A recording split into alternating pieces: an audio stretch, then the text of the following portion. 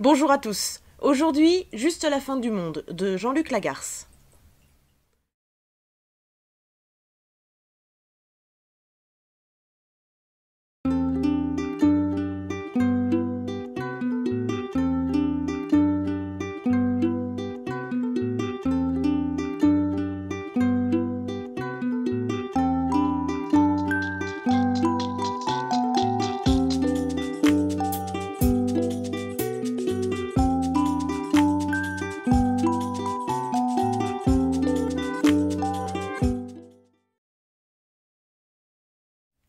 Louis parle.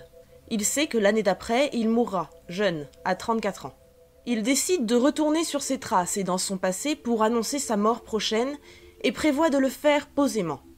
En l'annonçant lui-même à sa famille, il souhaite donner aux autres et à lui-même une dernière fois l'illusion d'être toujours son propre maître. Louis vient d'arriver et Suzanne, sa petite sœur, lui fait la présentation de Catherine, la femme de leur frère.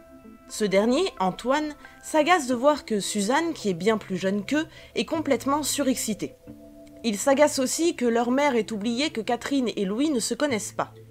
Suzanne est stupéfaite que Catherine et Louis se serrent la main plutôt que de s'embrasser et leur ordonne de s'exécuter. Bien qu'Antoine proteste, ils s'embrassent. Catherine rappelle que Louis n'est pas venu à leur mariage, ni depuis. Suzanne dit aux autres qu'elle a entendu Louis arriver en taxi alors qu'elle lui avait dit qu'elle pourrait aller le chercher en voiture. La mère, Antoine et Louis échangent quelques banalités et Suzanne prend à partie Catherine que Louis n'embrasse jamais personne, ni elle ni son frère. Antoine l'envoie paître. Catherine explique à Louis que sa visite était trop impromptue pour que ses neveux puissent être présents. Ils sont tous les deux chez sa propre mère et celle-ci n'aurait pas accepté de se les voir retirer à la dernière minute. Elle tente de lui en parler. Leur fille a 8 ans et ressemble à Antoine. La mère glisse son grain de sel en décrivant leur sale caractère commun. Catherine se souvient des fleurs envoyées pour la naissance de leur fille et se souvient qu'eux-mêmes avaient envoyé une photo du nourrisson. Antoine l'interrompt en prétendant qu'elle ennuie Louis, mais celui-ci proteste et demande à Catherine de poursuivre en la relançant sur son fils qui porte le même prénom que lui. Elle s'excuse et poursuit. Le petit a 6 ans. Elle n'ose pas continuer et Antoine se sent visé par son regard. Il essaie d'apaiser les choses. Il explique à Louis que Catherine se trouble aisément, tente de la convaincre que son frère est passionné, et dit même regretter son propos, mais il faut que la mère intervienne pour que Catherine poursuive. Elle explique que Louis porte ce prénom par tradition familiale. Comme Louis, l'aîné de la famille, n'a pas d'enfant et ne semblait pas disposé à en avoir, rien n'empêchait Antoine de reprendre cette tradition. Louis demande s'il avait ou non envoyé un mot pour la naissance, mais Antoine s'emporte en considérant que Louis se trompe de sujet. Suzanne raconte à Louis le temps passé depuis son départ lorsqu'elle était petite, depuis son point de vue. Elle raconte leur manque de lui, plus ou moins exprimé, et ce qu'elle suppose être son manque d'eux, ou plutôt son manque de leur faire sentir leur inquiétude pour lui. Parfois, il leur a envoyé des lettres, mais toujours très courtes, alors même que toute sa famille connaît son don et son goût pour l'écriture. Elle lui rappelle que ces lettres étaient et sont toujours écrites au dos de cartes postales impersonnelles. Suzanne raconte aussi que lorsqu'Antoine et elle parlaient de l'absence de leur frère, la mère prenait toujours sa défense en répondant qu'il faisait ce qu'il avait à faire. Même s'il n'était pas là, d'une certaine manière, il restait très proche de sa mère, et n'a jamais oublié les dates importantes de leur vie, ce qui les a empêchés de lui reprocher son absence. Louis écoute, l'histoire comme ce qui ressemble à des reproches sans rien dire. Suzanne continue, expliquant qu'elle habite toujours avec sa mère et Antoine et Catherine trop loin à son goût dans un endroit qu'elle n'aime pas. Elle pourrait partir, mais se contente pour l'instant d'être là, toujours dans la même chambre. Toutes les chambres sont d'ailleurs intactes, mais celle de Louis sert en réalité de débarras. En ne partant pas, elle a pu s'acheter des choses et meubler son intérieur à son goût, et elles ont même une voiture avec sa mère, même si elle est la seule à avoir le permis. Bref, tout va bien. La mère commence à raconter un souvenir, malgré les interruptions successives d'Antoine, de Catherine, de Louis, puis de Suzanne. Le dimanche, en famille, ils allaient, du vivant de leur père, se promener. Il prenait la voiture, son mari ayant été l'un des premiers à avoir une voiture, vieille et laide, mais remplacée par la suite par une autre, plus chic. Celle-ci, soigneusement entretenue par son propriétaire, les emmenait en vacances, ou du moins, c'est ce qu'ils se racontaient lorsqu'ils revenaient de leur virée de week-end.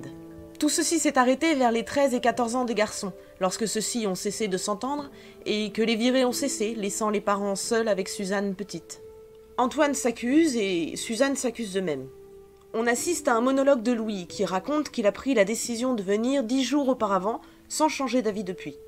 C'était le premier jour où il se réveillait sans penser seulement à sa mort prochaine. Il a pensé que si sa famille pouvait ne plus l'aimer, c'était parce qu'à force de les repousser, il les avait forcés à renoncer à lui. Il a réalisé que l'absence d'amour qu'il pensait ressentir n'était autre que la preuve de l'amour qu'il ne les autorisait pas à manifester, et qu'en ceci il les avait fait souffrir.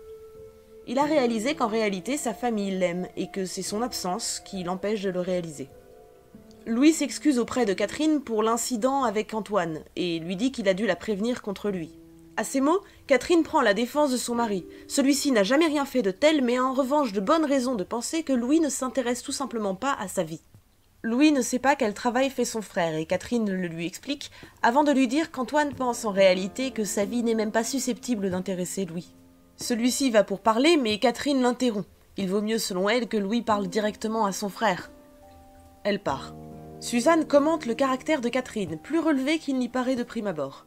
Louis lui demande si elle donne toujours son avis, mais c'est spécialement en son honneur. Elle déclare que souvent Antoine la rappelle à l'ordre par un « ta gueule, Suzanne ». Louis se soumet à la tradition et le lui dit à son tour. La mère dit se mêler de ce qui ne la regarde pas, mais prévient Louis que son frère et sa sœur aimeraient lui parler, mais qu'ils ne sauront pas lui dire parce que Suzanne ne le connaît pas réellement et que Antoine le connaît tel qu'il souhaite le connaître. Elle peut aussi prédire le comportement de Louis quand ils lui parleront. Il sourira et répondra 2 ou 3 mots. Mais elle sait aussi que ce comportement les blessera, que Suzanne sera attristée du peu de mots que leur frère leur accorde, et qu'Antoine sera rendu encore plus dur à son sujet par cette entrevue. Elle explique que Suzanne voudrait partir et qu'Antoine aimerait plus de liberté, mais qu'il faudrait que Louis le leur autorise, car en partant si longtemps et sans rien dire, il s'est déchargé de toute responsabilité envers sa famille, ce qui les a empêchés de faire de même. La mère essaie d'encourager Louis à leur parler. Elle dit enfin que si lui était à peine plus là, eux pourraient se permettre de l'être à peine moins, ce qui serait peut-être plus juste. Louis ne répond pas à ce que sa mère lui dit, mais il sourit. En fin de repas, Catherine propose du café à Louis et Suzanne s'étonne qu'elle le vouvoie. Antoine lui dit de les laisser tranquilles, mais Suzanne le rembarre violemment. Choqué, il dit qu'elle n'est comme ça qu'à cause de Louis, mais la jeune femme dément et renchérit avant de partir. Louis tente de revenir à un propos normal et accepte le café. Antoine l'imite et Catherine le reprend, ce qui finit de l'excéder, il quitte la pièce à son tour. La mère dit de les laisser tranquilles et se réjouit de savoir sa famille réunie quand Louis quitte la pièce. Elle le suit, laissant Catherine seule. Louis monologue, il pense. Il se souvient que lorsqu'il a appris qu'il allait mourir, il avait l'impression que le reste de l'univers disparaîtrait avec lui, et que sa tragédie serait celle du monde entier. Ensuite, il a imaginé après, en pensant qu'il reviendrait pour juger les vivants. Il s'est demandé ce qu'on ferait de lui. Parfois, en proie à ses souvenirs, il s'est débattu avec de vieux démons, redoublant de haine pour ceux qui lui ont fait du mal, et faisant de sa mort un sacrifice pour les faire souffrir. Plus tard, il a conscience d'avoir fui en avant en voyageant à travers le monde, pour revoir des souvenirs, dire adieu au paysage ou simplement ne rien faire. Un soir, quelqu'un lui a tapé sur l'épaule pour lui dire « à quoi bon ?», le ramenant à la raison et le décidant à rentrer chez lui. Il marche maintenant sur ses traces pour conclure l'histoire et en quelque sorte dire au revoir. Il a accepté sa défaite face à la mort et tente, malgré son angoisse, de trouver une forme de paix. Louis explique à Antoine qu'il est arrivé cette nuit, et pas seulement ce matin, mais qu'il a attendu à la gare le bon moment pour venir. Antoine ne sait pas quoi répondre, mais Louis lui dit qu'il avait simplement prévu de le lui dire. Antoine se met sur ses gardes, il sent que Louis va le perdre avec ses histoires, mais tente tout de même de comprendre où est-ce que celui-ci veut en venir. Louis dit que ça n'est pas important, mais qu'il a pensé que peut-être Antoine souhaiterait le savoir. Il ne souhaite pas en revanche en parler à sa mère ou à sa sœur, qui pourraient mal le prendre. Antoine s'est perdu dans ce que Louis lui a raconté entre le faux et le vrai. Antoine se souvient qu'il a toujours été ainsi et l'imagine à la gare, malade des odeurs de cigarettes des autres, en train de lire son journal en regrettant à chaque seconde de n'être pas déjà reparti. Personne ne sait en réalité pourquoi Louis est là, et Antoine pense que Louis voudrait que sa famille ait deviné d'elle-même, mais qu'il ne peut que regretter que ce ne soit pas le cas. Antoine considère que Louis ne lui a dit ça que pour lancer une conversation, comme on le ferait avec un inconnu dont on considérerait que son comportement n'est pas tout à fait stable. Il autorise Louis à rester puisqu'il est de fait chez lui, mais refuse de s'intéresser à sa vie et part pour interrompre la discussion. Louis est perdu, entend des bruits mais ne trouve personne. La mère ne le trouve pas et lui demande de se manifester. Suzanne et Antoine sont ensemble. Ils parlent de la dispute entre les deux frères. Antoine dit qu'il s'est énervé, mais que le jour est spécial et qu'en conséquence, tous ont des comportements un petit peu particuliers. Louis raconte que, dans son rêve, les pièces de la maison étaient trop loin les unes des autres pour pouvoir les atteindre et qu'il ne reconnaissait rien. La voix de la mère l'appelle sans le sortir de sa pensée. Le pire qui pourrait lui arriver maintenant serait de tomber amoureux avant de mourir. Suzanne et Antoine sont ensemble. Ils rient de ne pas comprendre pourquoi leur frère n'est jamais venu les voir, tandis que la mère appelle Louis. Catherine demande à Louis où sont les autres, mais Louis ne sait pas et part. Catherine appelle Antoine et Suzanne répond. Suzanne pense qu'elle est malheureuse, mais Antoine lui dit qu'elle pense seulement l'être. Pour lui, il s'agit d'une décision qu'elle a prise d'être malheureuse parce que son frère est parti au loin, mais ça ne constitue pas un motif valable. La mère trouve Catherine, qu'elle cherchait. Elle demande où est Louis. Catherine lui indique donc par où il est parti. La mère l'appelle et Suzanne répond. Suzanne demande à Antoine pourquoi il ne répond jamais quand on l'appelle, poussant à toujours aller le chercher. Mais Antoine répond qu'on ne l'a après tout jamais vraiment perdu. Suzanne insiste, mais finit par entendre le fameux « ta gueule, Suzanne » de son frère, qui finit par partir. Elle rit. La mère a trouvé Louis, elle pensait qu'il était parti. Louis raconte. Plus tard, dans la même journée, sans avoir osé leur annoncer sa mort prochaine, il a demandé à être raccompagné à la gare. Il a promis de revenir bientôt, et par la suite a répondu au téléphone quand on l'appelait. Au moment du départ, sa mère a eu un geste de tendresse pour lui, tandis qu'Antoine semblait impatient de le voir partir. C'est de cela qu'il se souvient. On assiste au départ de Louis. Antoine annonce qu'il va l'accompagner et le déposer à la gare en rentrant chez eux. Suzanne tente de les convaincre de tous rester, mais sans succès. Louis ironise et Antoine rappelle que de toute façon, tout est déjà réglé. Suzanne dit à Antoine qu'il est désagréable, ce qui l'agace. Il essaie de comprendre, prend Catherine à témoin et finit par se sentir visé par les regards de tout le monde. Catherine tente de lui expliquer qu'il est un petit peu brutal, mais Antoine ne comprend pas. Louis prend sa défense, mais son frère s'en agace encore plus. Tout ce qu'il voulait faire était de rendre service, mais il sent que la faute du départ de son frère va finir par lui retomber dessus.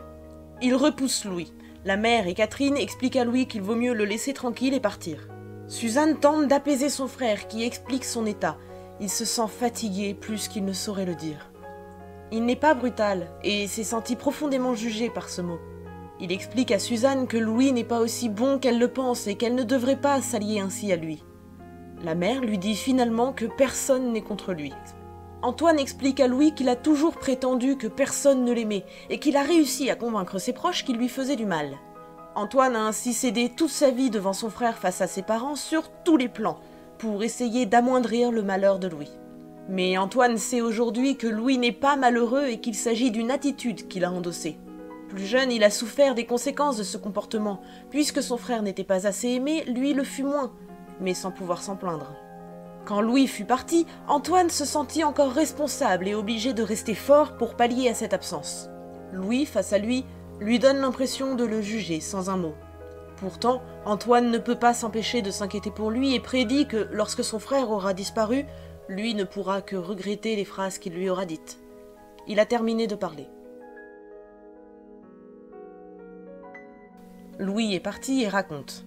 Il mourra 1 an après, et se souvient qu'une fois, en marchant le long d'une voie ferrée sur un viaduc dans le sud de la France, le paysage était magnifique, à égale distance du ciel et de la terre. Il a eu envie à cet instant de pousser un grand cri de bonheur qui aurait résonné dans toute la vallée. Mais il ne l'a pas fait. Il regrette à cet instant de ne pas s'être accordé ce type de bonheur. Merci à tous d'avoir regardé cette vidéo, j'espère qu'elle vous aura plu. N'hésitez pas à nous laisser votre avis sur cette pièce en commentaire, et n'hésitez pas à la partager si le cœur vous en dit. Et n'oubliez pas de vous abonner pour ne pas manquer nos prochaines vidéos. À bientôt!